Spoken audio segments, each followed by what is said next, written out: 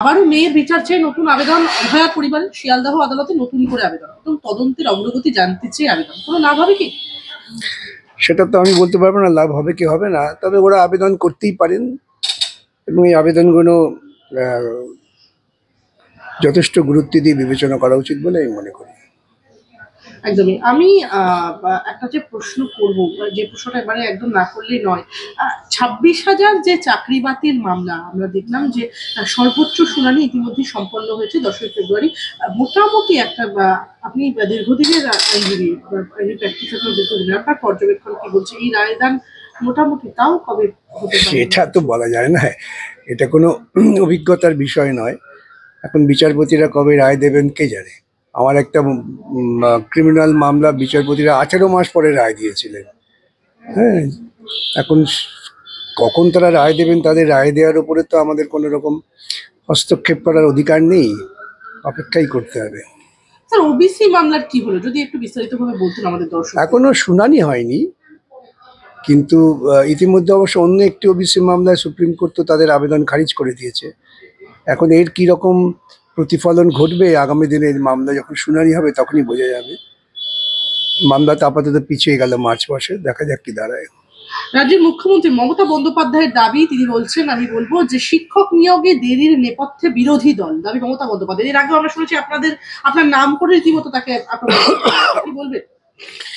ওই ভদ্রমহিলা কখনোই সত্য কথা এবং তথ্যভিত্তিক কথা বলেন না, সুতরাং ওর কথার খুব একটা মূল্য দেওয়ার প্রয়োজন নেই। নিয়োগ করবার মতো স্বচ্ছ পদ্ধতি এই রাজ্য সরকার ব্যবস্থা নিতে পারেনি, এক। আর 2 নম্বর হচ্ছে উনি নিয়োগ করতে চান না, কেন ওর রাজ্যে ভান্ডার শূন্য। পুজো, ইমাম ভাতা, পুরোহিত ভাতা, যীশুখ্রিস্ট ভাতা, উৎসব, আনন্দ আর বিজ্ঞাপন, এতেই যে টাকা চলে গেছে। সুতরাং গঠনমূলক কাজে ব্যবহার করার মতো অর্থ তো নেই। এই রাজ্যের তো কোনো রাজস্ব আদায়ের পথ নেই, একমাত্র মদ বিক্রি ছাড়া। এখন তো শুনলাম উনি সিদ্ধান্ত নিচ্ছেন নাকি পঞ্চায়েতে পঞ্চায়েতে ঘরে ঘরে মদ পৌঁছে দেবেন, ওদের রেভিনিউ দরকার। ধ্বংসাত্মক পরিকল্পনা ছাড়া অন্য কোনো পরিকল্পনা উনি জীবনে করেননি, করতেও পারবেন না। স্যার, নিয়োগ দুর্নীতি মামলায় সুজয় কৃষ্ণ ভদ্রের অন্তর্বর্তী জামিনের আবেদন মঞ্জুর করলো হাইকোর্ট।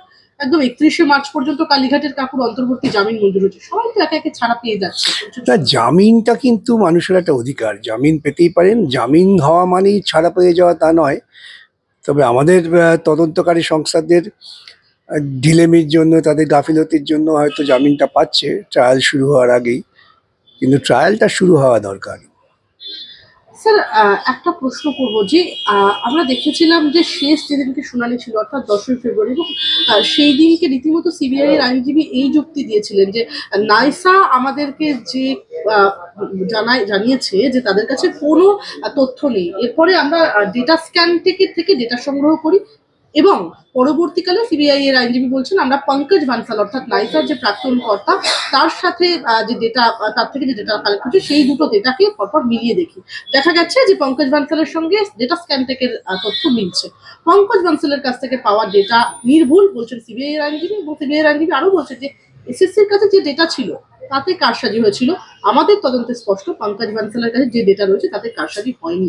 পঙ্কজ বানসালের ডেটা ধরে যোগ্য এবং অযোগ্য চাকরি প্রার্থীদের পৃথক করা সম্ভব বলে সিবিআই সওয়াল করেছে। আপনি কি মনে করেন?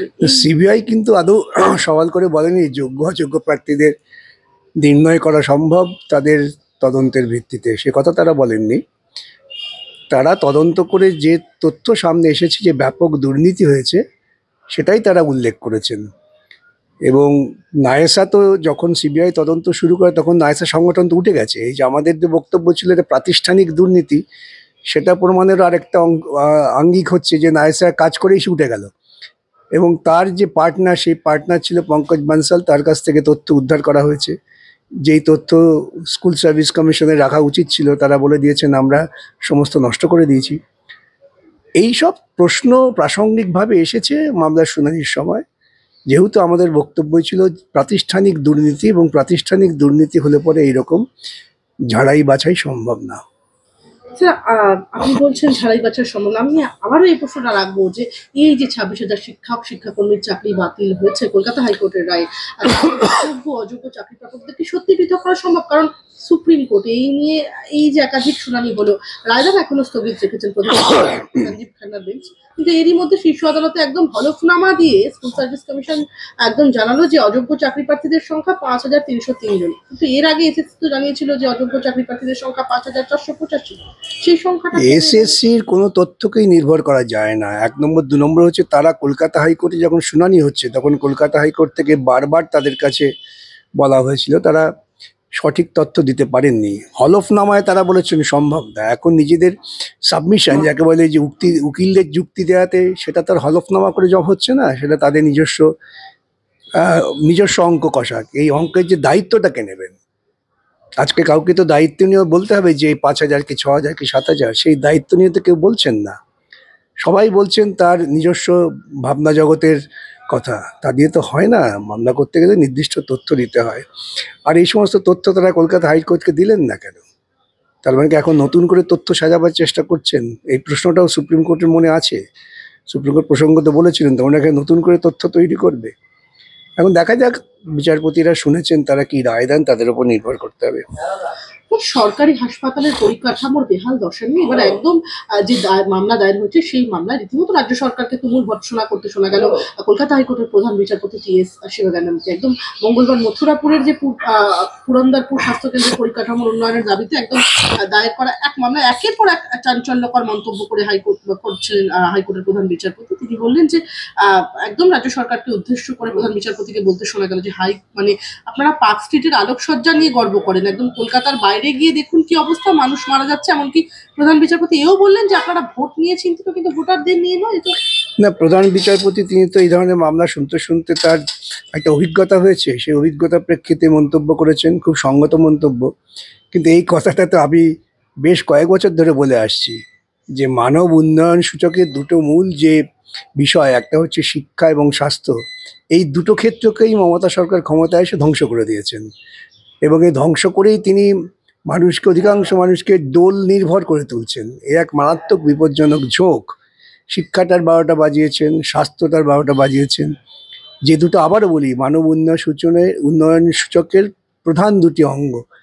তো এই রাজ্য আর কি করে চলবে? এবং মানুষকে তিনি প্রলোভনের মধ্য দিয়ে, মিথ্যা কথার মধ্য দিয়ে, ভাঁওতার মধ্য দিয়ে ভাবিয়ে রাখার চেষ্টা করছেন। আর্জিকর কাণ্ডের পরে আমরা দেখলাম গত কয়েক মাসে একদম রাজ্যের স্বাস্থ্য ব্যবস্থায় উঠে এসেছে একের পর এক দুর্নীতি। জেলবন্দি রয়েছেন আর্জিকর মেডিকেল কলেজের প্রাক্তন অধ্যক্ষ সন্দীপ ঘোষ। কিন্তু এরই মধ্যে একদম সংক্রমিত স্যালাইনে রোগীর মৃত্যুর ঘটনা একদম তোলপাড় হয়ে যাচ্ছে রাজ্য, যে রাজ্যের স্বাস্থ্যমন্ত্রী খোদ মুখ্যমন্ত্রী। তারই মধ্যে আদালতের এই মন্তব্য মমতা বন্দ্যোপাধ্যায়ের বিড়ম্বনা কি কোথাও গিয়ে বাড়িয়ে তুলবে? দেখুন, ভদ্রমহিলার তো কোনো নীতিবোধ নেই, তার আত্মসম্মান বোধটাও নেই, সুতরাং বিড়ম্বনা হওয়ার কিছু নেই। যে কটা দপ্তর উনি দেখেন প্রত্যেকটা দপ্তরই চূড়ান্ত ব্যর্থতায় পর্যবেসিত হয়েছে, কিন্তু ওর তো সেই নৈতিকতা নেই যে নৈতিকতার ফলে উনি দায় গ্রহণ করবেন। উনি দায় গ্রহণ করতে পারেন না।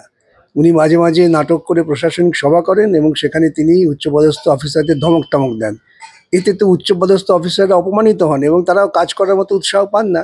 কেন প্রকাশ্যে যদি একজন এসপিকে বা একজন ডিপার্টমেন্টাল সেক্রেটারিকে মুখ্যমন্ত্রী ধমক দেন, তো পরবর্তীকালে নাগরিকরা কি তাকে বিশ্বাস করবেন না তার উপর আস্থা রাখবেন? সুতরাং উনি পরিকল্পনা করে প্রশাসনটাকে ভেঙে চুরে তছনছ করে যাতে লুটপাট ভালো হয় এবং দুর্বৃত্তরা সহায় পায় সেই ব্যবস্থা করেছেন। স্যার, গতকাল মমতা বন্দ্যোপাধ্যায়কে একদম বলতে শোনা গেল যে আমি কোট আনকোট বলবো, মুখ্যমন্ত্রী বললেন যে আমাকে সিঙ্গুরে ঢুকতে দেয়নি, আমি সেখান থেকে ফিরে এসেছিলাম বিধানসভায়। সেই সময় বিরোধী দলনেতা ছিলেন পার্থ চট্টোপাধ্যায়, তার সঙ্গে দেখা করতেই আসছিলাম। আমি বিধানসভার কোনো আসবাব ভাঙচুর করিনি, সেই সময় আমার দল উত্তেজিত হয়ে পড়েছিল। আমাকে প্রমাণ দিতে হবে? না, উনি যে মিথ্যে কথা বলছেন এটা প্রমাণ হয়ে গেছে, এটা নতুন করে প্রমাণ দিতে হবে না।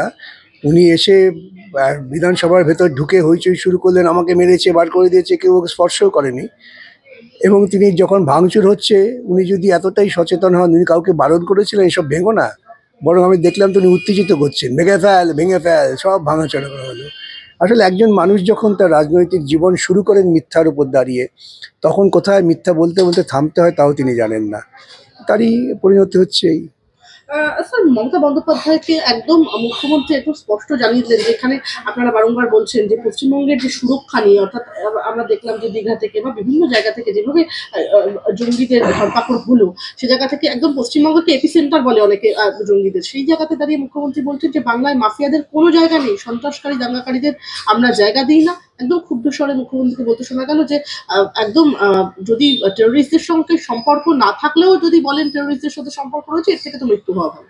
তো ওর দলটাই তো টেররিস্ট, উনি নিজেই তো টেররিস্ট। যত গুন্ডামি হচ্ছে, রাহাজানি হচ্ছে, খুন ধর্ষণ সব কিছুর পেছনে তো ওর দল যুক্ত আছে এবং তার পেছনে ওর একটা নৈতিক সমর্থন আছে। সুতরাং আমি যদি নিজেই টেররিস্ট হই মানসিক দিক থেকে, তাহলে আমি কি করে বলবো যে অন্য টেররিস্টদের দরকার নেই? উনি সবই তো একাই সামলাচ্ছেন। স্যার, আমার শেষ দুটো প্রশ্ন। আরজিকর কাণ্ডে সিপি সংক্রান্ত সমস্ত মামলা থেকে অব্যাহতি নিলেন প্রধান বিচারপতি, আর ব্যক্তিগত কারণে মামলা ছাড়লেন প্রধান বিচারপতি। নিহত চিকিৎসকের পরিচয় প্রকাশের অভিযোগে দায়ের হয়েছিল মামলা। আরজিকরের ঘটনায় বিনীত গোয়েলের বিরুদ্ধে দায়ের করা হয় জনস্বার্থ মামলা, কিন্তু সেই মামলা থেকে সরে দাঁড়ালেন প্রধান বিচারপতি। নতুন বেঞ্চ হওয়ার পরবর্তী শুনানি, এর পেছনে কি কারণ থাকতে পারে? নিশ্চয়ই হয়তো প্রধান বিচারপতির কাছে কেউ অন্যরকমভাবে খোঁজ খবর করেছিল, যোগাযোগ করেছিল, সেই জন্য প্রধান বিচারপতি হয়তো মনে করেছেন যে এটা শোনা উচিত, তাই শোনেননি। আমার শেষ প্রশ্ন আপনার কাছে। এক আইনজীবী বিনীত গোয়েলের বিরুদ্ধে জনস্বার্থ মামলা দায়ের করেছিলেন এবং বিনীতের বিরুদ্ধে এফআইআর দায়ের করতেও আবেদন জানান তিনি। ওরাতেই ওই মামলা নিয়ে সমস্যা দেখা দিয়েছিল এবং প্রধান বিচারপতি ডিভিশন বেঞ্চ জানিয়েছিল যে মূল মামলাতে যেহেতু সুপ্রিম কোর্টে রয়েছে সেখানেই যাওয়া উচিত, কিন্তু এরপর কেন্দ্র জানিয়ে দেয় পুলিশ আধিকারিক যেখানে কর্মরত সেখানেই শৃঙ্খলা ভঙ্গের দায়ে তার বিরুদ্ধে পদক্ষেপ করা যেতে পারে। সেটা তো আইন, সেই আইন অনুযায়ী কাজ করলে তো এখানে এই রাজ্যের হাইকোর্টকে সেটা দেখতে হবে। কিন্তু তার যে সরে দাঁড়ানো সেটা বলছেন এটা বিভিন্ন কারণে বিচারপতি সরে দাঁড়াতে পারেন। আমার মনে হচ্ছে হয়তো তিনি কোনো সভায় টবায় গিয়েছেন বা তার কাছে কেউ আর্জি নিয়ে কোনো কথা বলেছেন, সেদিক থেকে তিনি তার যে বিচারপতি হিসেবে যে নৈতিক দায়, সেই নৈতিক দায়কে রক্ষা করতে তিনি সরে দাঁড়িয়েছেন।